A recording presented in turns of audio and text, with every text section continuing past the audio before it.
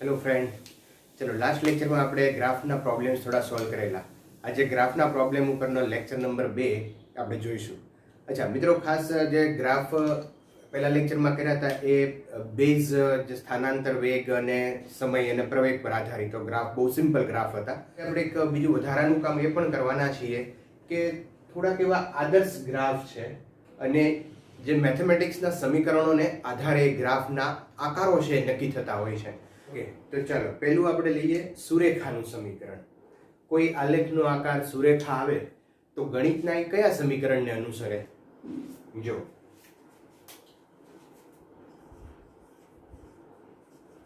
સુરેખાનું સમીકરણ, સુરેખાનું જે સમીકરણ છે એ છે y is equal to mx plus c. હું અહીંયા જુદા જુદા આલેખો બતાવું, તમને ખ્યાલ આવે.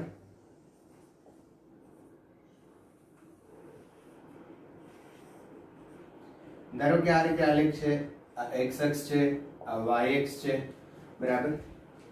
તો આ સુરેખા કહેવાય અને આ સુરેખા છે એ આ સમીકરણને અનુસરે છે. જ્યાં આ y છે, આ y અક્ષ ઉપરની રાશિ બતાવે, y અક્ષ, આ x અક્ષ, આ m છે એ ઢાળ બતાવે છે. આ સુરેખા છે એનો ઢાળ બતાવે અને c છે એ અચળાંક છે.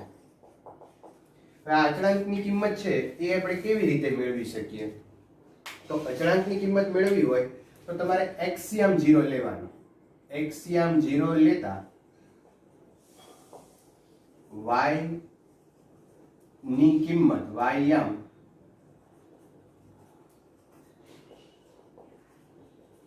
c જેટલી થાય.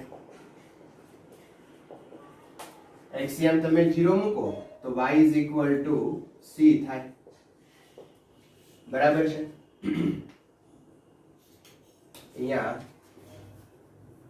x is equal to 0 લેતા y is equal to c થાય. તો ફરીવાર સમજો, કોઈ સુરેખા હોય, સ્ટ્રેટ લાઈન હોય તો એનું સમીકરણ y is equal to mx plus c હોય. જ્યાં આ m છે એ ઢાળ બતાવે છે, આ જે સુરેખા છે એનો ઢાળ બતાવે છે. c છે એ કોન્સ્ટન્ટ છે અને કોન્સ્ટન્ટ કેવી રીતે મળે?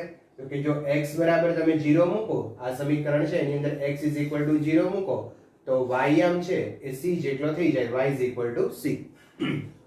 ઓકે, અહીંયા તમે જોઈ શકો કે જો એક્સિયમ 0 મૂકો તો ym y is equal to c થાય અને ym પણ અહીંયા 0 જ છે. આ જે છે એ ઉગમ બિંદુ છે, અહીંયા x અને y બંનેના યામ 0 0 છે. તો એક્સિયમ અહીંયા 0 મૂકીએ, અહીંયા ઢાળ છે, આ ઢાળ તમે અહીંયા મેળવી શકો આ થીટા ઉપરથી tan theta is equal to m ઢાળ આવશે. બીજું એક્સિયમ 0 મૂકો તો ym પણ 0 છે એટલે અહીંયા કોન્સ્ટન્ટની વેલ્યુ છે એ 0 આવી. આનાથી ઉલટું પણ આપણે વિચારી શકીએ, જો કોન્સ્ટન્ટની વેલ્યુ 0 હોય તો આલેખ ઉગમ બિંદુમાંથી શરૂ થાય. જો c is equal to 0 હોય તો આલેખ ઉદ્ગમ બિંદુમાંથી શરૂ થાય. બરાબર? અચ્છા, હવે ધારો કે આલેખની અંદરનો હું એક જુદી રીતે આલેખ બતાવું. સુરેખા જ છે, આલેખ સુરેખ જ છે પણ કંઈક આ રીતે છે. જો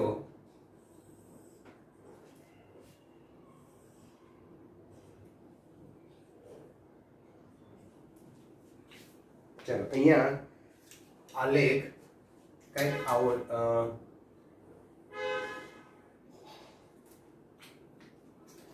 આ રીતે છે.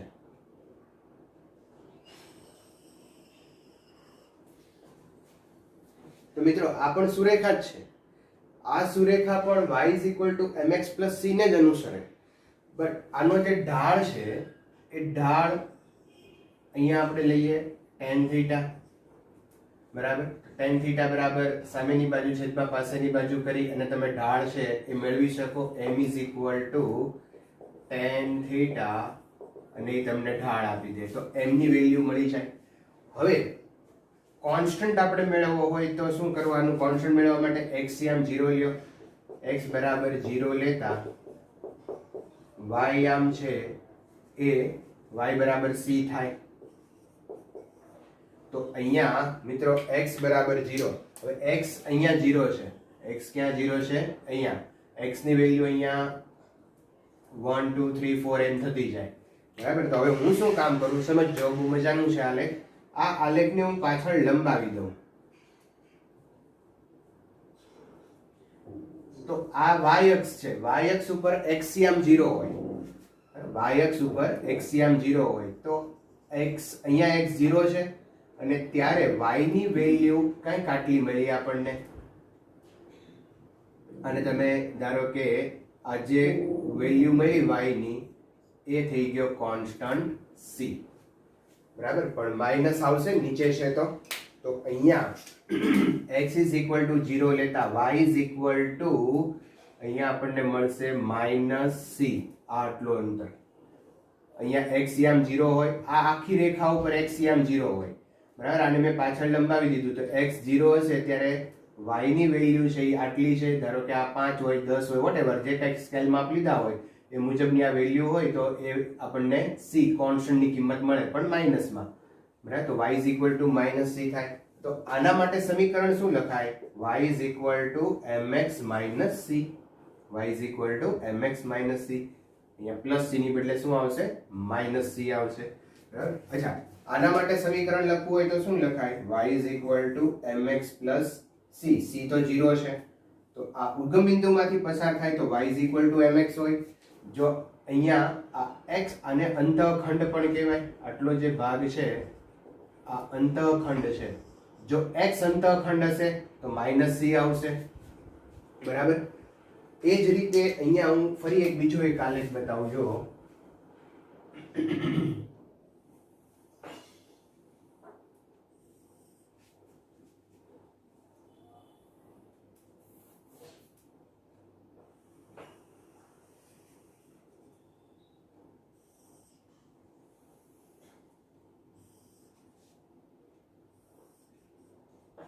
ચાલો આ રીતનો આલેખ છે. ઓકે. તો આ પણ સુરેખા જ છે. તો સુરેખા હોય તો y is equal to mx + c. y is equal to mx + c. m છે એ ઢાળ છે અને ઢાળ તમારે મેળવવું હોય તો tan θ થી મેળવી શકાય. અહીંયા તમે કોઈ પણ એક આ રીતે એંગલ લઈ લો, આ એંગલ મેળવી લો એટલે ઢાળ મળી જાય. બરાબર. હવે c કોન્સ્ટન્ટ કેવી રીતે મેળવશો? તો સિમ્પલ. અહીંયા એક્સિયમ 0 છે ત્યારે y આમ કેટલો છે? આટલો. તો આ જે ભાગ આવ્યો એ c છે કોન્સ્ટન્ટ. બરાબર. પણ એ ધન y છે તો સમીકરણ આવશે y is equal to mx + c જ આવશે. કારણ કે આ પ્લસ છે તો પ્લસ છે એટલે +c અહીંયા છે. બરાબર. તો મિત્રો અહીંયા આ જે અંતઃખંડ છે x અહીંયા આના યામ શું હોય તો કે x યામ 0 હોય અને y યામ છે એ ધારો કે અહીંયા y છે તો y યામ જે છે એ આપણો અચળાંક થઈ જશે. યાદ રાખજો મેં અહીંયા જે વસ્તુ લખી છે તમારા મગજમાં રાખજો. x બરાબર 0 લ્યો તો y યામ ની કિંમત c જેટલી થાય. y યામ ની કિંમત c જેટલી થાય. તો x યામ અહીંયા હું 0 લઉં તો y યામ આટલો આવશે અને y યામ છે એ c. તો y is equal to mx + c આની માટેનું સમીકરણ આવ્યું. બરાબર. અચ્છા, હવે હું એક આ રીતનો આલેખ બતાવું. અહીંયા ધારો કે આપણે x અક્ષ લીધી છે, y અક્ષ છે અને આલેખ આમ છે. તો હવે ફરી પાછળનો ઢાળ ગોતો. આ સુરેખા જ છે. સુરેખા છે એટલે y is equal to mx + c સૂત્રને જ અનુસરશે. પણ અહીંયા m ઢાળ છે એ આનો ઢાળ ગોતી લ્યો. ઢાળ ગોતવા માટે તમને ખ્યાલ છે કે tan θ કરવું પડે. પણ એક બીજી વસ્તુનું ધ્યાન રાખજો કે આ ઉતરતો ઢાળ છે. ઉતરતો ઢાળ છે એટલે આ આવશે માઈનસ. બરાબર. આ બધા ચાર ઢાળ છે આમ ચડતા ઢાળ હતા અને ચડતા ઢાળ છે એ પ્લસ હોય. આ ઉતરતો ઢાળ છે, ઉતરતો ઢાળ છે એ માઈનસ હોય. એટલે પહેલી વાત કે આ ઢાળ માઈનસમાં આવશે અથવા તમે અહીંયા થીટા છે એ જોઈ શકો કે થીટા છે એ ગ્રેટર ધેન 90 છે. થીટા ગ્રેટર ધેન 90 હોય તો ઢાળ ઋણ આવે. એ જ રીતે અહીંયા થીટા છે એ લેસ ધેન 90 છે તો ઢાળ છે એ ધન આવશે. અહીંયા બી થીટા છે એ લેસ ધેન 90 છે, ઢાળ ધન આવશે. અહીંયા બી થીટા લેસ ધેન 90, ઢાળ પોઝિટિવ હશે. તો અહીંયા માત્ર બે જ વસ્તુ સુરેખાની અંદર શીખવાની છે. એક તો ઢાળ પોઝિટિવ છે કે નેગેટિવ છે, અને બીજું કે કોન્સ્ટન્ટ કેટલો છે. તો અહીંયા કોન્સ્ટન્ટ કેવી રીતે મળે? તો મેથડ તો આ જ છે કે એક્સિયમ તમે 0 લ્યો તો વાયમ ની કિંમત એ કોન્સ્ટન્ટ કેટલી થાય. તો એક્સિયમ ક્યાં 0 હોય? એક્સિયમ અહીંયા 0 હોય તો આ વાયમ થઈ ગયો. સિમ્પલ. આ જગ્યાએ તમારે વાયમ ગોતવાનો છે. ઉપર છે કે નીચે છે? જો આ જગ્યાએ તમારે વાયમ ગોતવાનો. આ જગ્યાએ વાયમ. અચ્છા, નો હોય તો આ રીતે લંબાવી દેવાનો. નો વાયમને ટચ, વાય અક્ષને ટચ ન થતું હોય તો લંબાવી દો, એ અંતઃખંડ મળે. બરાબર. એ જ રીતે અહીંયા તો સિમ્પલ છે કે ઉગમ બિંદુમાંથી પસાર થાય એટલે કોન્સ્ટન્ટ છે એ 0 હોય. બરાબર. તો અહીંયા વાયમ છે, આ કોન્સ્ટન્ટ છે એ આટલો થઈ જશે અને પ્લસ હશે. અચ્છા, તો અહીંયા સમીકરણ શું બનશે? y = -mx + c. આ રીતનું સમીકરણ બનશે. તો મિત્રો આની અંદર યાદ કેટલી વસ્તુ રાખવાની છે? એક વસ્તુ યાદ એ રાખો કે જો કોઈ સુરેખા હોય, તો એ હંમેશા y = mx + c સૂત્રને અનુસરે.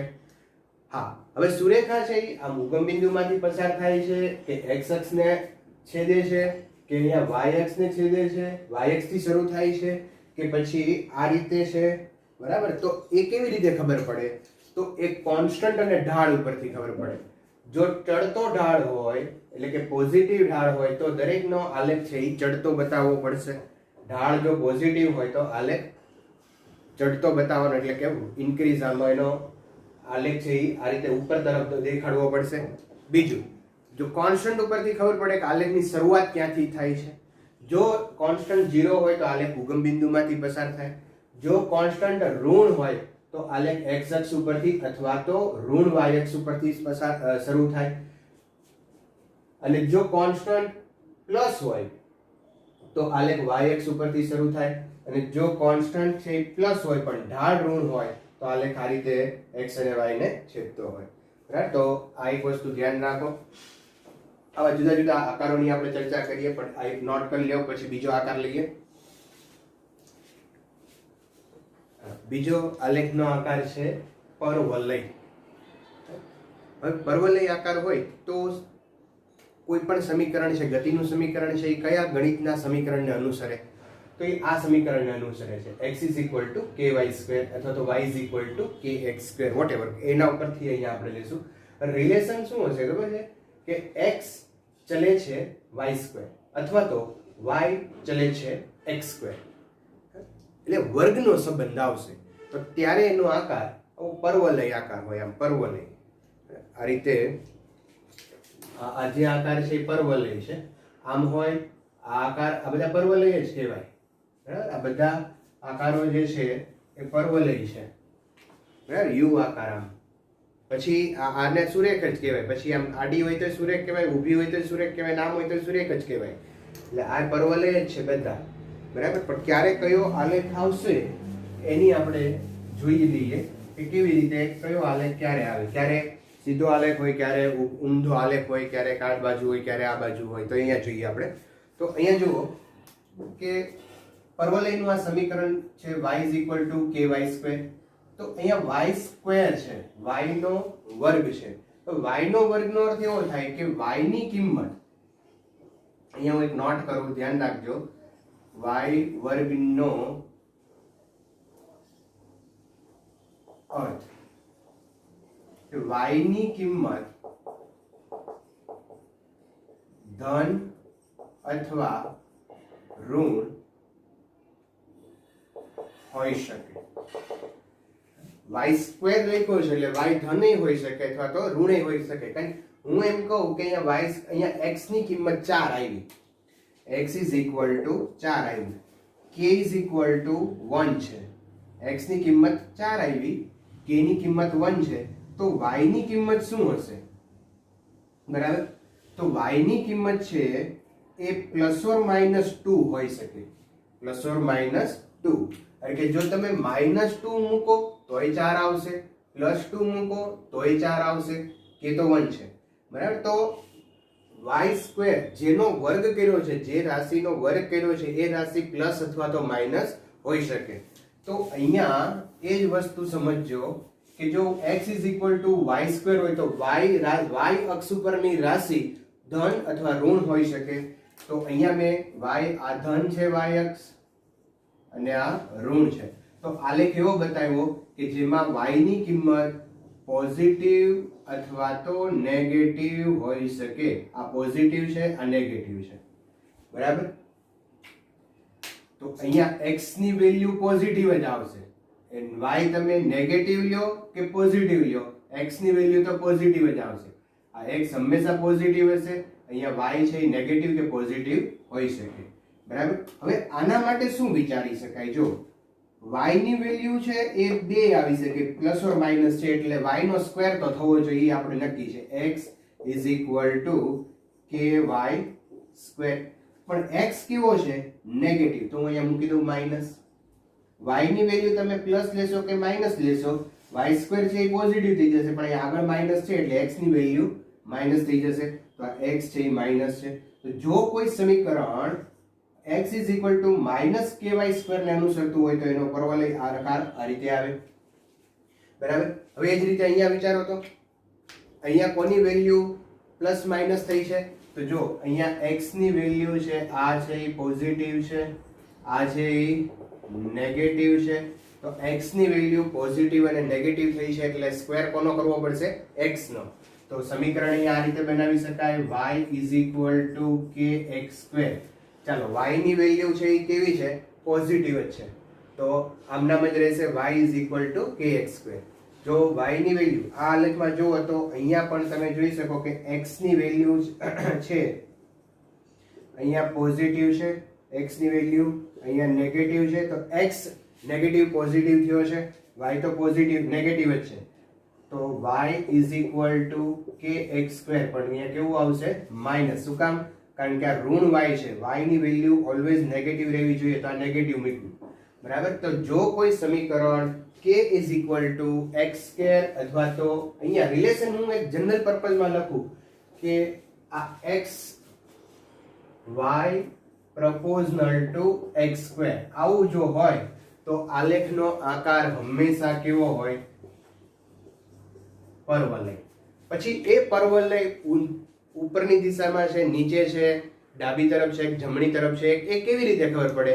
તો એ અહીંયા આપણે શીખ્યા, બરાબર. અહીંયા જમણી તરફ ક્યારે હોય કે જો y x ky² હોય, y ની કિંમત પ્લસ ઓર માઇનસ થઈ છે, y ની કિંમત માઇનસ, આ આલેખ અડધો છે એ નેગેટિવ છે, અડધો છે એ અહીંયા પોઝિટિવ y માં છે, પણ x ની વેલ્યુ ઓલવેઝ પોઝિટિવ છે એટલે x ky². એ જ રીતે અહીંયા પણ તમે જુઓ તો x નેગેટિવ છે, તો અહીંયા મેં નેગેટિવ મૂકી દીધું, y ની વેલ્યુ પોઝિટિવ નેગેટિવ છે. જેની વેલ્યુ પોઝિટિવ નેગેટિવ હોય સ્ક્વેર માં આવે. તો જો આ x છે અહીંયા નેગેટિવ છે, x અહીંયા પોઝિટિવ છે, બરાબર. તો આ x² આવવો જોઈએ અને y ઓલવેઝ પોઝિટિવ છે, તો અહીંયા પોઝિટિવ. અહીંયા x ની વેલ્યુ નેગેટિવ છે, x ની વેલ્યુ પોઝિટિવ છે એટલે x² આવવો જોઈએ, અને y નેગેટિવ છે એટલે અહીંયા આગળ નેગેટિવ. ઓકે. અચ્છા, ઘણી વખત આ રીતે પણ આલેખ આવે, તો આને પરવલય કહેવાય. હા, પરવલય કહેવાય. શું કામ? ભલે આ અડધો છે, આ પેન છે, એને હું અહીંથી અડધેથી કાપી નાખું તો એ સુરેખ કહેવાય? સુરેખ જ કહેવાય.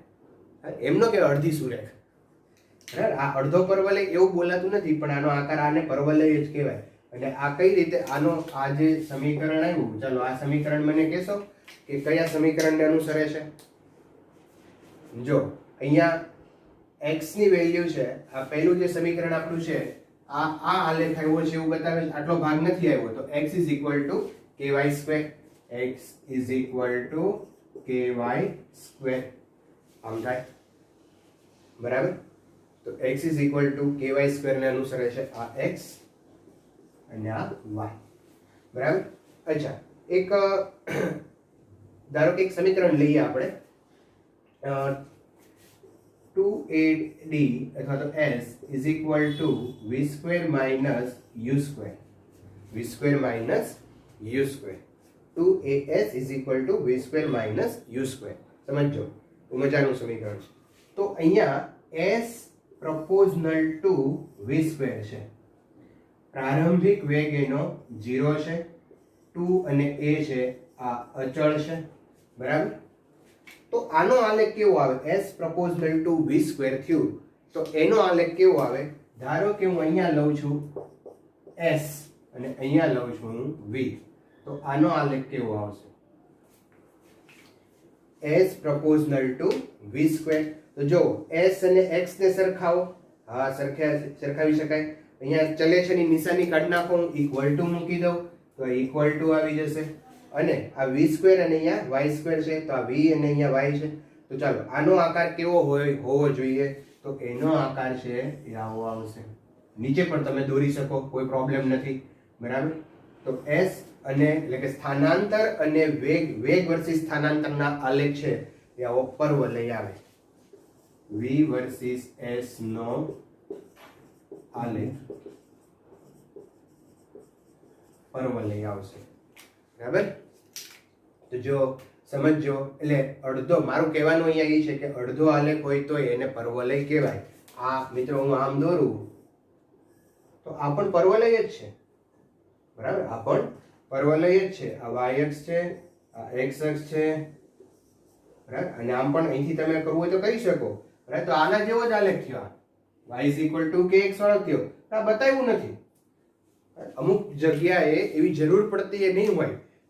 ધારો કે કોઈ સમયનો આલેખ બતાવવાનો હોય તો સમયને નેગેટિવ બતાવવાનો કોઈ અર્થ નથી, તો નેગેટિવ સાઈડ ન બતાવે તો આ સાઈડ માત્ર એક પોઝિટિવ સાઈડ બતાવે તો આ રીતે અડધો આલેખ પણ આવી શકે. પણ એનો આકાર જે છે એ જ રહે. અડધો કરવાથી કે એનો આકાર છે એ બદલાતો નથી, એટલે કે આકારને તમે એવું બીજું નામ આપી શકો નહીં, બરાબર ને. માર્કર છે એને હું અડધી કરી નાખું તો કહેવાય તો સુરેખક તે, એનો આકાર બીજો કહેતા આપણે નથી. ઓકે, તો ચાલો નોટ કરી લ્યો આ પણ, પછી આપણે આગળ જઈએ. ચાલો નેક્સ્ટ આપણે જોઈએ કે જેમાં જો કોઈ ગતિનો સમીકરણ છે એ x is equal to k upon y આ સૂત્રને અનુસરતું હોય અથવા તો ઇઝ ઇક્વલ ટુ અચળ. જો આ સમીકરણને અનુસરતું હોય એટલે કે જો તમે x એક રાશિ વધારો તો બીજી રાશિ ઘટે કારણ કે વ્યસ્ત સંબંધ છે, તો એવા ગ્રાફ અથવા એવા આલેખ છે એનો આકાર અતિવલય હોય. તો એ અતિવલય કેવો આકાર બતાવે? અહીંયા જુઓ x y. ધારો કે આમ તમે જાઓ એટલે એક રાશિ વધતી જાય છે અને એક રાશિ છે એ ઘટતી જાય છે. આમ નીચે, અહીંયા નીચે આવશો એટલે ઘટતી જશે, આમ જાઓ તો વધતી જાય. કારણ કે અહીંયા જો y છે એ ઘટતો જાય તો x છે એ વધતો જાય, વ્યસ્ત સંબંધ છે. તો આનો આલેખનો આકાર મિત્રો આ રીતે બતાવી શકાય. આ અતિવલય કહેશું આને આપણે, બરાબર. હવે x proportional to 1 upon ky હોય કે y proportional to 1 upon ky હોય, x is y is equal to constant થશે. x અને y જો વ્યસ્ત સંબંધ હોય, x અને y નો વ્યસ્ત સંબંધ હોય તો એનો આલેખનો આકાર આ રીતે અતિવલય આવશે, બરાબર. ચાલો હવે એની પછી છે બીજું ઉપવલય. ઉપવલય અથવા તો વર્તુળ, બરાબર. તો જો સમીકરણ x² + y² is equal to 1 હોય તો આલેખ છે એનો આકાર વર્તુળ હશે. આ રીતે હોય.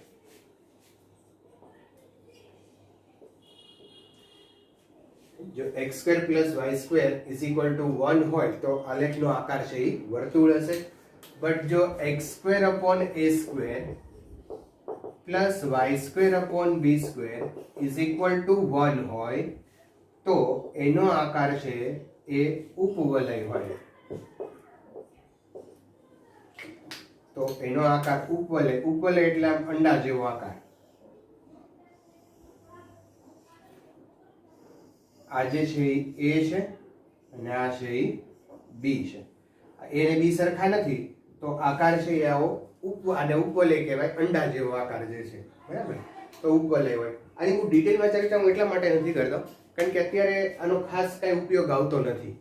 જ્યારે એની ચર્ચા ઉપયોગ આવશે ત્યારે આપણે પાછી તમને યાદ કરાવશું. પણ તમે વસ્તુ ધ્યાનમાં રાખજો કે કોઈ પણ સમીકરણ છે ને એને આધારે તમે એનો આલેખનો આકાર કેવો છે એ નક્કી કરી શકો.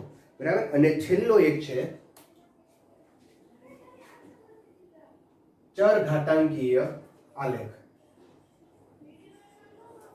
ચર ઘાતાંકીય આલેખ. y is equal to e raised to અહીંયા kx હોય તો માઇનસ kx હોય પ્લસ kx હોય. આ e છે ને, જ્યારે e આવે એટલે એને ચર ઘાતાંક કહેવાય. એટલે કે કોઈ રાશિ જે વધે છે અથવા તો ઘટે છે ને એ ઘાતના સ્વરૂપમાં વધે છે. ધારો કે 2 ની 3 ઘાત હોય, 2 ની 4 ઘાત હોય, 2 ની 5 ઘાત હોય, તો 2 ની 3 ઘાત એટલે 8 થાય, 2 ની 4 ઘાત તો 16 થાય. બરાબર. અહીંયા 2 ની 5 ઘાત તો 32 થાય. તો કોઈ રાશિ આવી રીતે ઘાતમાં વધે છે, 8 16 32 આવી રીતે છે. આને ચર ઘાતાંકીય કહેવાય. શું કહીશું? ચર ઘાતાંકીય. જો અહીંયા પ્લસ એ હોઈ શકે અને માઇનસ પણ હોઈ શકે. ધારો કે માઇનસ હોય અહીંયા, તો શું થાય? તો કે જેમ x છે એ વધતો જાય એમ y છે એ ઘટતો જાય છે. x વધતો જાય એમ y છે એ ઘટતો જાય. તો અહીંયા આલેખ કંઈક આ રીતે આવશે. ચર ઘાતાંકીય અને અતિવલય લગભગ સરખા જેવા છે. બરાબર. y is equal, પણ આમાં છે ને, આમાં ઘટાડો થોડોક ધીમે ધીમે હોય કારણ કે x proportional to 1/y છે.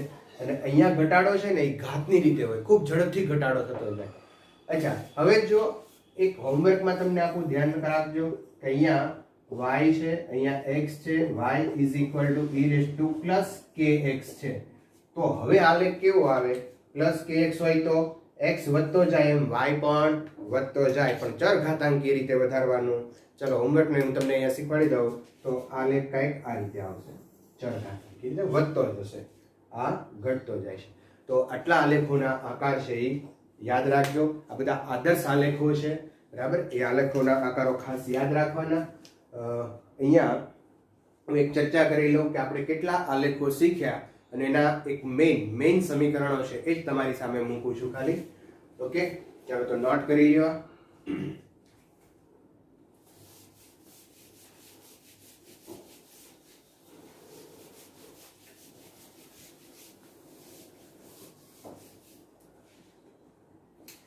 ચાલો અહીંયા જે ચર્ચા કરું છું, એક આપણે ભણ્યા સુરેખા. સુરેખાનું સમીકરણ અહીંયા લખવાનું છે તમારે. બરાબર. બીજું પરવલય. ત્રીજું અતિવલય.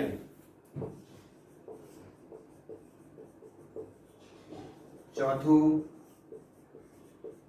ઉપવલય, વર્તુળ અને ચર ઘાતાંકીય વિધેય.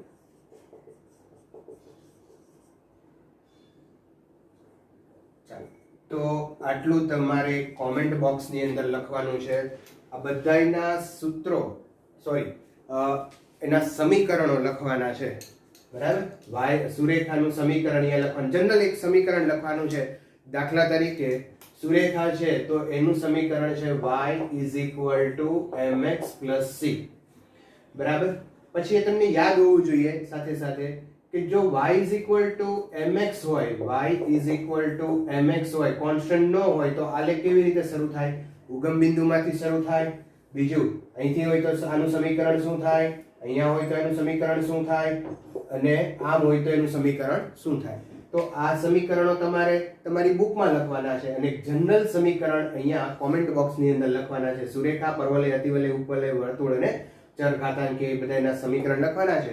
એની અંદરના જે મેં પેટા ભાગ પાડ્યા છે એ તમારે તમારી બુકની અંદર પ્રેક્ટિસ માટે લખવાના છે. મિત્રો ખાસ તૈયાર કરજો કારણ કે આનો ઉપયોગ તમારે 12મા ધોરણની અંદર પણ આવશે. હવે જ પછી જ્યારે ક્યારેય પણ આકારનું વાત આવશે ત્યારે હું સીધું લખીશ કે આ સમીકરણને અનુસરે છે અને એના ઉપરથી જે કઈ વસ્તુ મેળવવાની હશે એ આપણે મેળવી લઈશું. બરાબર. તો ખાસ આટલું તમે કોમેન્ટ બોક્સની અંદર લખો સરખી રીતે. બરાબર. પ્રયત્ન કરો. અને હવે આપણે જ્યાં અટકાતા ત્યાંથી પાછા ગ્રાફ છે એ આગળ હવે દાખલા લઈએ. તો આટલી આદર્શ જે ગ્રાફો છે એની ચર્ચા કરી. હવે મુખ્ય જે ગ્રાફ આપણા જે પ્રશ્નો છે જે 98 થી આપણે અટક્યા હતા તો ત્યાંથી આપણે શરૂ કરીએ. જે ગ્રાફની અંદર ક્વેશ્ચન છે, સ્થિર સ્થિતિમાંથી કોઈ કણ અચળ પ્રવેગિત ગતિ કરવાનું શરૂ કરે છે તો વેગ અને સ્થાનાંતરનો વક્ર કેવો હશે? તો લેક્ચરની અંદર આગળ જ મેં તમને વાત કરી છે. હું ખાસ થોડી હિન્ટ આપી દઉં કે અહીંયા સ્થિર સ્થિતિમાંથી શરૂ કરે તો એનો પ્રારંભિક વેગ છે એ 0 થાય અને તમને સ્થાનાંતર અને વેગનો આલેખ આપ્યો છે એટલે v વર્સિસ s નો અહીંયા આજે જે y યામ છે આ x યામ છે. બરાબર, તો આ રીતે તમારે એક આલેખ કેવો છે એ બતાવવાનો છે. તો આને સમીકરણ આપણે વાપરી શકીએ કે 2as is equal to v square minus u square then s proportional to v square. આ તમારો x યામ છે અને આ y યામ છે. તો s proportional to v square અથવા તો આને આમ પણ લખી શકાય s is equal to kv square. બરાબર, તો x is equal to ky square. આની સાથે તમે સરખાવી શકો આ s y ની જગ્યાએ અહીંયા v છે તો આની સાથે સરખાવો અને હવે તમે જોઈ શકો કે કેવો આકાર આવવાનો આવે. અહીંયા તમે જોઈ શકો કે x અને y નો રિલેશન છે એ વર્ગનો સંબંધ છે. બરાબર, અને y ની વેલ્યુ છે એ અહીંયા વર્ગ છે એટલે y ની વેલ્યુ પ્લસ ઓર માઇનસ હોવી જોઈએ. તો આલેખનો આકાર છે એ આપણે આ રીતે લેવો જોઈએ. અહીંયા x અને y ઉપર છે v. બરાબર, પણ તમારી ટેક્સ્ટબુક ની અંદર આ ભાગ નથી આપ્યો એટલે આપણે ઓપ્શન ની અંદર આ ભાગ નથી આપ્યો તો આપણે આ આલેખ પસંદ કરશું. બરાબર, તો એવો આલેખ છે 2. મેં તમને વાત કરી એમ લેક્ચરમાં કે એવું જરૂરી નથી કે અહીંયા ભાગ આપે, આને પણ પરવલય જ કહેવાય. બરાબર છે. ઓકે, ચાલો છે નેક્સ્ટ એની પછી જુઓ 99. તો 99 છે, આલેખમાં કોઈ કણનો સ્થાનાંતર અને સમયનો આલેખ આપેલ છે તો કણની તાત્ક્ષણિક વેગ કયા બિંદુએ ઋણ હશે? તો આલેખ ઉપરથી તમે જોઈ શકો કે જ્યાં ઉતરતો ઢાળ હોય ત્યાં આલેખ છે એ ઋણ ભાગ બતાવે. તો પોઈન્ટ E પાસે, બિંદુ E પાસે ઢાળ છે અહીંયા તાત્ક્ષણિક વેગ ઋણ હશે.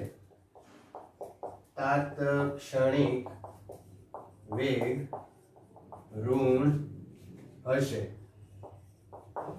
આલેખ જે છે એ તમને ડિસ્પ્લેસમેન્ટ અને ટાઈમનો આપેલો છે. તો સ્થાનાંતર અને સમયનો આલેખનો ઢાળ છે એ આપણને તાત્ક્ષણિક વેગ આપે. તો ઢાળ ઉતરતો ઢાળ છે એ હંમેશા ઋણ હોય. તો પોઈન્ટ E પાસે ઢાળ ઉતરતો છે ત્યાં ઋણ હશે અને ઢાળ ઋણ એટલે કે તાત્ક્ષણિક વેગ ઋણ. ઓકે, એની પછી છે 100. તો એક પરિમાણમાં ગતિ કરતા કણના વેગ સમયનો આલેખ આપેલ છે. છાયાંકિત પ્રદેશનું ક્ષેત્રફળ કઈ લાક્ષણિકતા બતાવે છે? તો v વર્સિસ t ના આલેખનું ક્ષેત્રફળ આપણને સ્થાનાંતર આપે છે. v વર્સિસ t ના આલેખનું ક્ષેત્રફળ સ્થાનાંતર આપે છે. તો 100 ની અંદર જવાબ આવશે સ્થાનાંતર, કારણ કે ક્ષેત્રફળ છે એ સ્થાનાંતર આપે છે. નેક્સ્ટ 101 મજાનો પ્રોબ્લેમ છે, સમજજો ખાસ. અહીંયા આલેખ કંઈક આપણને આ રીતે આપેલો છે. અહીંયા સ્થાનાંતર અને સમયનો ગ્રાફ છે. OA ભાગ આપ્યો છે, પછી AB ભાગ આ રીતે આપ્યો છે, પછી છે અહીંયા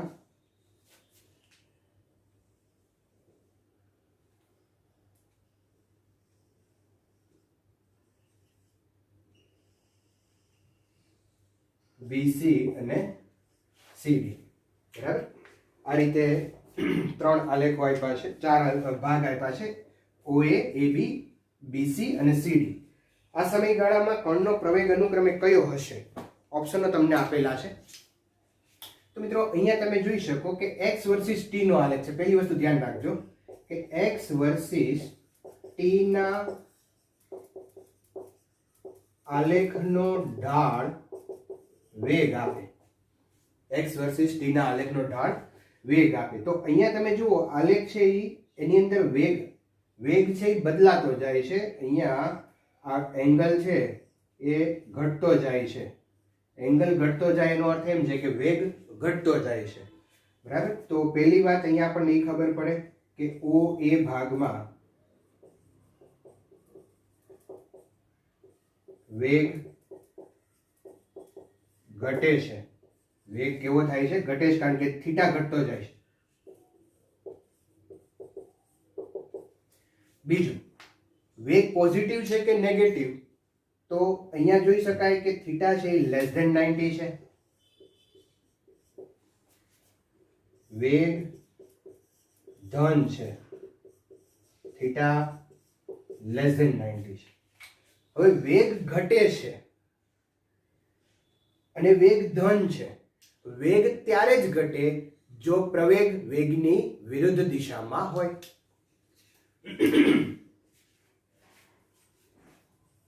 અહીં પ્રવેગ વેગની વિરુદ્ધ દિશામાં હશે. શું કામ વેગની વિરુદ્ધ દિશામાં હશે? કારણ કે વેગ ઘટે છે. મિત્રો, વેગ તો જ ઘટે. બહુ આપણે આગળ ચર્ચા કરી ગયા છીએ કે વેગ તો જ ઘટે જો પ્રવેગ વેગની વિરુદ્ધ દિશામાં હોય. બરાબર. હવે પ્રવેગ વિરુદ્ધ દિશામાં છે તો વેગ જો ધન હોય તો પ્રવેગ ઓબ્વિયસલી ઋણ હોય, કારણ કે વિરુદ્ધ દિશામાં છે. વેગ છે આમ છે, ધન છે, તો પ્રવેગ આ દિશામાં હશે, ઋણ છે. તો પહેલા OA ભાગ દરમિયાન પ્રવેગ નેગેટિવ હશે. બરાબર છે. ચાલો હવે બીજું લઈએ AB. તો AB માં તમને ખ્યાલ આવી જાય છે કે અહીંયા AB માં છે એ સુરેખા છે. સુરેખાનો એટલે ઢાળ 0 હોય. ઢાળ 0 હોય તો વેગ પણ 0 હોય, અને વેગ 0 હોય તો પ્રવેગ પણ 0 હોય. સુરેખાને કોઈ ઢાળ ન હોય, ઢાળ 0, ઢાળ એટલે વેગ 0, વેગ 0 તો પ્રવેગ પણ 0. ચાલો BC ની અંદર શું થશે? તો BC અને AB OA છે એ ઓલમોસ્ટ સરખા જ છે. જો BC અને OA છે એ સરખા જ છે. અહીંયા ઢાળ છે એ પહેલા થીટા મોટો હતો અને પછી ડિક્રીઝ થતો જાય છે. અહીંયા એવું જ છે. એટલે BC અને OA છે એ બે સમાન છે, ખાલી ઢાળમાં ફેર છે. પણ ઢાળ તો આપણે ઢાળ હારે કોઈ બીજો મતલબ નથી. આપણે તો એની સાઈન નક્કી કરવાની છે, 0 છે કે નહીં એ નક્કી કરવાનું છે. તો OA અને BC લગભગ બે આલેખો સેમ છે. તો અહીંયા હું BC માં પણ એમ જ લખી નાખું કે BC માં પ્રવેગ ઋણ હશે. સિમિલરલી તમે એનું ડિસ્ક્રિપ્શન, એનું જે વર્ણન છે એ OA મુજબ લખી શકો. અને છેલ્લે CD. તો ચાલો CD છે એની અંદર આ સુરેખા છે. બરાબર. અચ્છા, સુરેખા. તો સુરેખા હોય તો એનો ઢાળ અચળ હોય. અહીંયા 0 નથી, ઢાળ પણ સુરેખાનો ઢાળ અચળ. ઢાળ અચળ એટલે વેગ કેવો મિત્રો? અચળ. વેગ અચળ તો પ્રવેગ કેટલો થઈ જાય?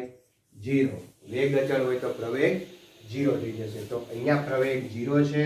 આ દાખલાની અંદર હું થોડો ફેરફાર એવો કરું કે આ ઢાળ છે ને એને ચેન્જ કરી અને અહીંયા આ રીતે હું ઢાળ બતાવું, પછી આમ છે. તો શું ફેર પડશે? તો કે આ ઉતરતો ઢાળ છે. ઉતરતો ઢાળ કેવો હોય? નેગેટિવ હોય. તો BC ભાગ દરમિયાન ફેરફાર કરીને અહીંયા જોઈએ આપણે. તો BC ભાગ દરમિયાન વેગ છે એ કેવો થઈ જશે મિત્રો? ઋણ થશે, કારણ કે ઉતરતો ઢાળ છે. વેગ ઋણ હોય તો પ્રવેગ ધન હશે. કારણ તો આપણે અહીંયા લખેલું જ છે. તો પ્રવેગ એની વિરુદ્ધ દિશામાં હશે પ્રવેગ, તો પ્રવેગ છે એ ધન હશે. તો આ રીતે આલેખ હોય તો પ્રવેગ ધન બતાવશું. બરાબર. અહીંયા વેગ ઋણ છે તો પ્રવેગ ધન હશે. બાકીનું બધું સેમ આવશે. જો ઉપરનો હોત આમ આલેખ તો પાછું આપણે જે બતાવ્યું છે નીચે આલેખ હોત તો તમે આ રીતે બતાવી શકો. તો આવી રીતે જે કાંઈ જુદા જુદા ઓપ્શનો હોય એ આપણે પસંદ કરી શકીએ. ઓકે. જો નીચે હોય તો અહીંયા પહેલા ભાગની અંદર આપણે આ નેગેટિવ આવ્યું છે, પહેલું નેગેટિવ આવશે, પછી A = 0 આવશે. જો નીચે ઉતરતો ઢાળ હોય તો પ્રવેગ અહીંયા પોઝિટિવ આવશે અને અહીંયા પ્રવેગ છે એ 0 આવશે. જો ઉપર ચડતો ઢાળ હોય તો અહીંયા પણ નેગેટિવ આવે. બરાબર. તો આલેખ અહીંયા આકૃતિમાં થોડુંક કન્ફ્યુઝન છે કે જે BC ભાગ છે એ ઉતરતો છે ચડતો છે એ એક્ઝેક્ટલી આમ ક્લિયર નથી થતું. પણ જો નીચે ઉતરતો હોય તો અહીંયા પ્લસ આવશે, ઉપર ચડતો હોય તો માઇનસ આવશે. Okay, whatever. તો આ મુજબ આપણો આન્સર છે એ 2 આવે, અને જો ઉપર ચડતો હોત તો તમે આન્સર એમાંથી સિલેક્ટ કરી શકો કે બે નેગેટિવ હોય તો આન્સર નંબર 4 આવે. મતલબ ઓપ્શન સાથે નથી મિત્રો, મતલબ છે તમારે આની અન્ડરસ્ટેન્ડિંગ સાથે. બરાબર? તો કઈ રીતે અન્ડરસ્ટેન્ડિંગ છે એ મેં તમને અહીંયા શીખવાડ્યું. બરાબર? અહીંયા આપણો જે આ 101મો ક્વેશ્ચન છે એમાં જો નીચે ઉતરતો ઢાળ હોત તો અહીંયા આન્સર નંબર 2 આપણે લઈએ કે, અને ઉપર ચડતો ઢાળ હોત તો આન્સર નંબર 4 આવે. ઓકે, ચાલો તો આટલું નોટ કરી લો. આગળ જઈએ પછી મિત્રો આગળનો આલેખ આપણે જોઈએ પહેલા થોડા કેસીસ મેં અહીંયા બતાવ્યા છે. આ બધા એવા આલેખો છે જે પોસિબલ નથી. શું કામ પોસિબલ નથી એ આપણે આલેખના અર્થઘટન ઉપરથી જોઈએ. તો કેસ 1 એની અંદર 3 આલેખો બતાવ્યા છે. v વર્સિસ t, વેગ અને સમયનો આલેખ, x વર્સિસ t, અંતર અને સમયનો આલેખ અથવા તો સ્થાનાંતર અને સમયનો આલેખ, અને a વર્સિસ t, પ્રવેગ અને સમયનો આલેખ. આ ત્રણેય આલેખોની અંદર એક વાત સામાન્ય છે, અને એ વાત એ છે જો કે અહીંયા હું એક પોઈન્ટ લઉં, એનું સ્થાન છે વેગ છે એ v1 છે અને સમય t છે અથવા તો t1 લ્યો. હવે સમય જ છે પણ એનો વેગ બદલાઈને v2 થાય છે. સમય બદલાતો નથી પણ વેગ બદલાય છે. સમય એનો જ રહે છે, વેગ બદલાઈ જાય છે. એ જ રીતે આ અહીંયા એક હું પોઈન્ટ લઉં જ્યાં સ્થાન છે એ x2 છે, સમય છે એ t1 છે. એવો જ પોઈન્ટ એક અહીંયા લઈએ કે જ્યાં સ્થાન છે એ x1 છે અને સમય t1 છે. પ્રવેગ માટે પણ એવા બે પોઈન્ટ આપણને મળી શકે છે કે જેની અંદર પ્રવેગના મૂલ્ય બદલાય છે પણ સમય બદલાતો નથી. a1 a2. મિત્રો આવું પોસિબલ નથી કે સમય એનો એ રહે, વેગ બદલાય, સ્થાન બદલાય, પ્રવેગ બદલાય, એવું પોસિબલ નથી. એક જ સમયે કોઈ કણના બે સ્થાન શક્ય નથી. તમે ધારો કે એક જ સમય લ્યો તો તમે તમારા ઘરે હોય અને સ્કૂલમાં હોય, બે જગ્યાએ હાજર હોય, એવું તો શક્ય જ નથી. જો એવું શક્ય થાય તો મજા આવી જાય. બરાબર? એક જગ્યાએ આપણે સ્કૂલ પસંદ કરીને બીજું પિક્ચરો જોવા વયા જઈએ, બરાબર, અથવા તો ફ્રી ફાયર રમવાનું શરૂ કરી દઈએ. જો એક જ સમયે બે જગ્યા પોસિબલ હોય તો, પણ એ છે નહીં. એટલે આ આલેખો એવું બતાવે છે કે સમય નથી બદલાતો પણ વેગના મૂલ્ય બદલાય છે, સ્થાનાંતરના મૂલ્ય બદલાય છે, પ્રવેગના મૂલ્ય બદલાય છે, જે પોસિબલ છે નહીં. તો એક જ સમયે વેગના બે મૂલ્યો, સ્થાનાંતરના મૂલ્યો કે પ્રવેગના મૂલ્યો શક્ય નથી. બરાબર? તો અહીંયા આપણે એવું કહી શકીએ કે વાસ્તવમાં કોઈ એક સમયે વેગ, સ્થાનાંતર અને પ્રવેગ ના બે મૂલ્યો શક્ય નથી. તો આપણે અહીંયા નોટ કરીએ. વાસ્તવમાં કોઈ એક જ સમયે વેગ, સ્થાનાંતર અને પ્રવેગ ના બે મૂલ્યો શક્ય નથી. માટે આ ત્રણમાંથી એક પણ આલેખ શક્ય નથી. આવા આલેખ આવે તો આપણે કહી શકીએ કે આ આલેખ પોસિબલ છે નહીં. પ્રેક્ટિકલી આવા આલેખો પોસિબલ નથી. ઓકે, ચાલો કેસ નંબર 2 ઉપર જઈએ. તો કેસ નંબર 2 શું બતાવે છે કે ઝડપ અને સમયનો આલેખ છે, અંતર અને સમયનો આલેખ છે. મિત્રો આપણને ખ્યાલ છે કે અંતર અને ઝડપ છે ને એ અદિશ રાશિ છે, અને અદિશ રાશિ હંમેશા ધન હોય એ ક્યારેય ઋણ હોઈ શકે નહીં. અહીંયા તમે જુઓ તો ઝડપ છે એ આ પોઝિટિવ છે અહીંયા અને અહીંયા નેગેટિવ છે. તો ઝડપ નેગેટિવ આવી તો ઝડપ ઋણ હોઈ શકે નહીં. એ જ રીતે અંતર આટલો ભાગ અંતરનો છે, આટલો સમય સુધી અંતર ઋણ રહે છે. ધારો કે આ સમય ટી લ્યો તો ટી સમય સુધી અંતર ઋણ રહે છે, પછી ધન થતું જાય છે. તો આ ઋણ ભાગ બતાવે છે સમયનો, અંતરનો, જે સમય સાથે અંતર ઋણ છે. તો એ પણ પોસિબલ નથી. તો આવા આલેખો પણ શક્ય નથી. આ આલેખો એવું બતાવે છે કે ઝડપ અને અંતર ઋણ છે, પણ વાસ્તવમાં ઝડપ અને અંતર ક્યારેય ઋણ હોઈ શકે નહીં. તો બીજી વાત અહીંયા આપણે મુદ્દો લખી રાખીએ કે વાસ્તવમાં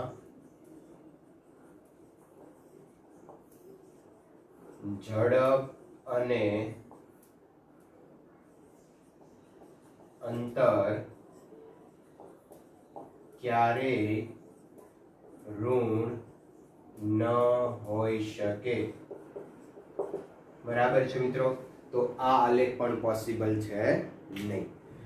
ત્રીજો આલેખ જોઈએ આપણે. અહીંયા અંતર અને સમય, વેગ અને સમય, પ્રવેગ અને સમય. તો આ આલેખ તમે જુઓ તો y અક્ષને સમાંતર છે, આને સમાંતર છે. એટલે સમય નથી બદલાતો પણ વેગ બદલાય છે, અંતર બદલાય છે. અહીંયા પણ સમય નથી બદલાતો, વેગ બદલાય છે, સમય નથી બદલાતો પણ પ્રવેગ બદલાય છે. એટલે કે અહીંયા છે ને સમય એનો એ જ રહેશે, સમય અચળ છે અને એની પર આધારિત રાશિ સ્થાન, વેગ અને પ્રવેગ આ બદલાય છે. તો એ તો પોસિબલ નથી. સમય અચળ રહે અને સ્થાને બદલાય, વેગે બદલાય, અંતર પણ બદલાય, પ્રવેગ પણ બદલાય, એ પોસિબલ છે નહીં. બરાબર ને? જો સમય અચળ રહેતો હોત તો સારું જ ને. તો આપણે સમય પહેલાનો અચળ કરી દેત ને, કોરોના આવ્યો હોય પહેલાનો, તો સમયને અટકાવી દેત આપણે. પણ સમય અચળ છે નહીં, સમય વહેતો છે, સમય જશે જ, ચાલતો જ જાય છે. અને જેમાં કોરોના આવ્યો છે જે સમયમાં, તો એક સમય એવો આવશે કે આ પણ વયું જશે. તો આ આલેખ અહીંયા શક્ય નથી, કારણ કે આ આલેખની અંદર સમયને અચળ બતાવી દીધો છે. તો સમય અચળ હોઈ શકે નહીં. તો મિત્રો અહીંયા સમય બદલાય નહીં અને એના વગર આ બધી રાશિઓ બદલાય તો એ પોસિબલ નથી. તો આપણે અહીંયા નોટ કરી શકીએ કે અહીં સમય અચળ છે, જે શક્ય નથી. સમય ન બદલાય અને એક્સ, વી અને એ બદલાય એ પોસિબલ નથી. તો અહીંયા જે મેં આઠેક આલેખો અહીંયા બતાવ્યા છે, જે ગ્રાફ બતાવ્યા છે, એમાંનો એક પણ આલેખ પોસિબલ નથી અને એના રીઝન આપણે અહીંયા નોટ કર્યા છે. તમે પણ નોટ કરી લ્યો. બરાબર? અને પછી જે આપણી મટીરિયલની અંદર ગ્રાફ છે એની અંદર અમુક આલેખો એવા છે કે એવો પ્રશ્ન પૂછ્યો છે કે જે પોસિબલ નથી, તો એ હવે તમે જાતે કરી શકશો. બરાબર? ચલો તો આ નોટ કરી લ્યો. ચાલો મિત્રો, એક પ્રોબ્લેમ આપણે લઈએ. એક કાર સ્થિર સ્થિતિમાંથી આલ્ફા જેટલા અચળ પ્રવેગથી ગતિ કરે છે, ત્યારબાદ બીટા જેટલા અચળ પ્રતિપ્રવેગથી ગતિ કરે છે અને પછી સ્થિર થાય છે. આ માટે લાગતો કુલ સમય t છે. તો કારે પ્રાપ્ત કરેલ મહત્તમ વેગ અને કુલ કપાયેલ અંતર આપણે મેળવવાનું છે. બે કામ કરવાના છે. આ જે વસ્તુ છે એને પહેલા આપણે આલેખ ઉપરથી એને રિપ્રેઝન્ટ કરો. હું જે પ્રોબ્લેમ સોલ્વ કરવાનો છું આ એ આલેખના ઉપયોગ કરીને આપણે આ પ્રોબ્લેમ સોલ્વ કરશું. મિત્રો અહીંયા કાર જે છે સ્થિર સ્થિતિમાંથી શરૂ કરે છે અને પછી પ્રવેગી ગતિ કરે છે. તો v વર્સિસ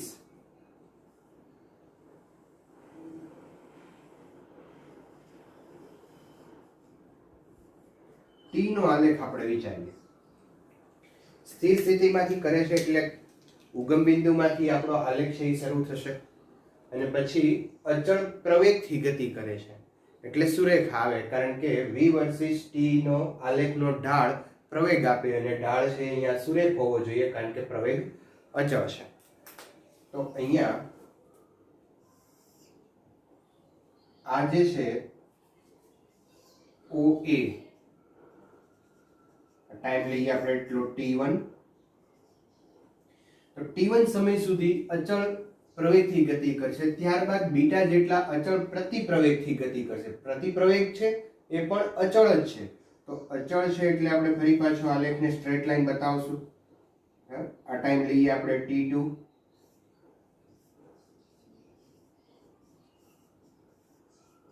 અને જે કુલ ટાઈમ લાગે છે એ T છે.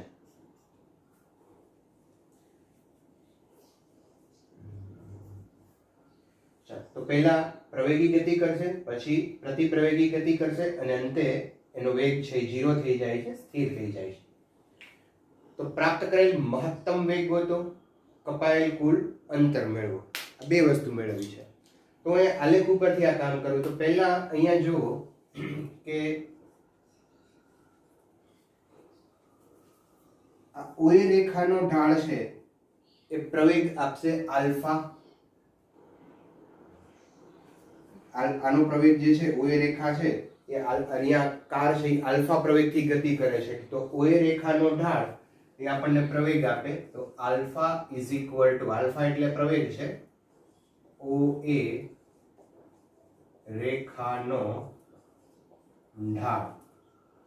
તો આલ્ફા બરાબર, એટલે ઢાળ એટલે શું લખાય? tan theta. tan થીટા એટલે સામેની બાજુ છેદમાં સાબા, સામેની બાજુ છેદમાં પાબા, પાસેની બાજુ. તો અહીંયા સામેની બાજુ તમે જુઓ તો આ એંગલ આપણે આલ્ફા લઈએ, બરાબર, ખૂણો અથવા તો પ્રવેગ tan થીટા લઈને તમે, સોરી આને આપણે થીટા કહી દો, અથવા તો તમે ઢાળ, આનો ઢાળ ગોતવાનો છે. મેક્સિમમ વેગ છે અહીંયા vm, તો સામેની બાજુ થશે આટલી vm અને પાસેની બાજુ થશે આ t. vm upon t1, t1 is equal to vm upon alpha. Okay, ફરીવાર આલ્ફા છે એ પ્રવેગ છે, vm મહત્તમ વેગ છે, અને એ મહત્તમ વેગ અહીંયા t1 સમયમાં મેળવે છે. હવે હું આ AB રેખાનો ઢાળ લઉં જે મને પ્રતિપ્રવેગ આપશે, અને પ્રતિપ્રવેગ બીટા છે. બીજું કામ આપણે એ કરીએ, beta is equal to minus AB રેખાનો ઢાળ. ચાલો, તો બીટા ઇઝ ઇક્વલ ટુ, અચ્છા આપણે અહીંયા મૂલ્ય લખશું. બીટા ઇઝ ઇક્વલ ટુ આ ખૂણો સામેની બાજુ એટલે આ થઈ જશે vm, અને પાસેની બાજુ આ થઈ જશે t2. vm upon t2, t2 ને આપણે કરતા બનાવીએ તો t2 is equal to vm upon beta. અચ્છા, માઇનસ એટલા માટે નથી લખતો, સમય મેળવીએ છીએ, સમય માઇનસ હોય એનું મહત્વ છે નહીં, બરાબર. તો t1 અને t2 બે મળી ગયા. હવે કાર જે છે એનો કુલ સમય આપણને આપ્યો છે t. તો અહીંયા આપણે લખી શકીએ મિત્રો t is equal to t1 plus t2. અચ્છા, t1 એટલે vm upon alpha વત્તા vm upon beta is equal to t. આમાંથી vm ને આપણે કરતા બનાવીએ તો vm is equal to, એક સ્ટેપ લખીએ આપણે, 1 upon alpha plus 1 upon beta. vm અહીંયા ગુણાકાર લઈએ, ક્રોસ ગુણાકાર, તો alpha plus beta upon alpha into beta into is equal to t. vm ને સૂત્રનો કરતા બનાવો તો vm is equal to alpha beta upon alpha plus beta into t. તો મિત્રો આ આવી ગયો મહત્તમ વેગ. તો આને યાદ રાખજો. આના ઉપરથી એકવાર ગુજકેટની અંદર, પછી બોર્ડની અંદર અને કોમ્પિટિટિવ એક્ઝામની અંદર આ સૂત્ર ઉપરથી દાખલો પૂછાઈ ગયો કે ધારો કે કોઈ એક કાર છે એ સ્થિર સ્થિતિમાંથી શરૂ કરે છે અને 4 મીટર પર સેકન્ડ જેટલા પ્રવેગથી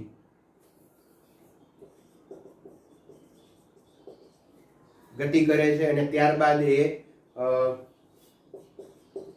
3 મીટર પર સેકન્ડ જેટલા સેકન્ડ સ્ક્વેર જેટલા પ્રતિ પ્રવેગથી ગતિ કરી અને સ્થિર થાય છે. આ માટે લાગતો કુલ સમય જો આપણે 7 સેકન્ડ લ્યો 7 સેકન્ડ હોય તો મહત્તમ ઝડપ કેટલી હશે? એક કાર 4 મીટર પર સેકન્ડ સ્ક્વેરના પ્રવેગથી ગતિ કરે છે અને ત્યારબાદ અમુક અંતર કાપે છે, ત્યારબાદ 3 મીટર પર સેકન્ડ સ્ક્વેરના પ્રતિ પ્રવેગથી ગતિ કરી અને 7 સેકન્ડમાં એ સ્થિર થાય છે. તો એનો મહત્તમ વેગ કેટલો? તો આવો દાખલો પૂછાય તો તમે આ બધી વેલ્યુઝ છે એની અંદર મૂકી અને સીધો મહત્તમ વેગ ગણી શકો. આ કરવાની તમારે જરૂર નથી. તો આ દાખલાની જે આ રકમ છે એ રકમ અને આ ફોર્મ્યુલા આ બંને વસ્તુ યાદ રાખવાનું. તો તમે રકમ જો તમને યાદ હશે તો જ તમે એનો ઉપયોગ કરતા આવડશે. અને આના એક બે દાખલાઓ સોલ્વ કરવા આ રીતના તો આ ફોર્મ્યુલાનો તમે સીધો ઉપયોગ કરી શકો. આ એપ્લિકેબલ પ્રોબ્લેમ કહેવાય. બરાબર. તો અહીંયા તમે મૂકી શકો છો 4 3 એટલે 4 તેરી 12 થઈ જશે, નીચે 4 + 3 એટલે 7 થઈ જશે અને અહીંયા t 7 સેકન્ડ આપ્યું છે તો 7 7 કેન્સલ થઈ જશે. તો મહત્તમ વેગ આવશે 12 મીટર પર સેકન્ડ. તો આમ પણ ગણી શકાય. બહુ ઇઝીલી તમે કેલ્ક્યુલેટ કરી શકો. જો આ બધું કરવા ગયા તો વાર લાગશે. એટલે આ ફોર્મ્યુલા યાદ રાખજો, alpha beta upon alpha plus beta into T. જ્યાં આલ્ફા છે પ્રવેગ, બીટા પ્રતિપ્રવેગ, આલ્ફા પ્રવેગ, બીટા પ્રતિપ્રવેગ અને ટી છે એ ટોટલ ટાઈમ. ઓકે, ચાલો હવે બીજી વસ્તુ આની અંદર શું કીધી છે આપણને જો તો બીજી વસ્તુ કીધી છે આપણને કુલ કપાયેલ અંતર ગોતો. હવે કપાયેલ અંતર ગોતવું હોય તો આપણી પાસે ફોર્મ્યુલા છે કે આ ત્રિકોણ અહીંયા v વર્સિસ t નો આલેખ છે, એનું ક્ષેત્રફળ કપાયેલું અંતર આપે. તો આપણે અહીંયા નોટ કરીએ v વર્સિસ t ના આલેખ નું ક્ષેત્રફળ કપાયેલ કુલ અંતર આપે. તો અહીંયા અંતર બરાબર 1/2 પાયો ગુણ્યા વેગ. ઓકે, ચાલો તો 1/2 પાયો એટલે અહીંયા આટલું થઈ જશે. આ પાયો એટલે સમય t આવશે અને વેગ એટલે આટલું, વેગ એટલે મહત્તમ વેગ vm. ઓકે, ચાલો હવે અહીંયા vm ની વેલ્યુ મૂકી દઈએ આપણે. તો vm ની વેલ્યુ છે alpha into beta upon alpha plus beta into T અને એક ટી અહીંયા છે તો આ થઈ જશે ટી સ્ક્વેર. તો અહીંયા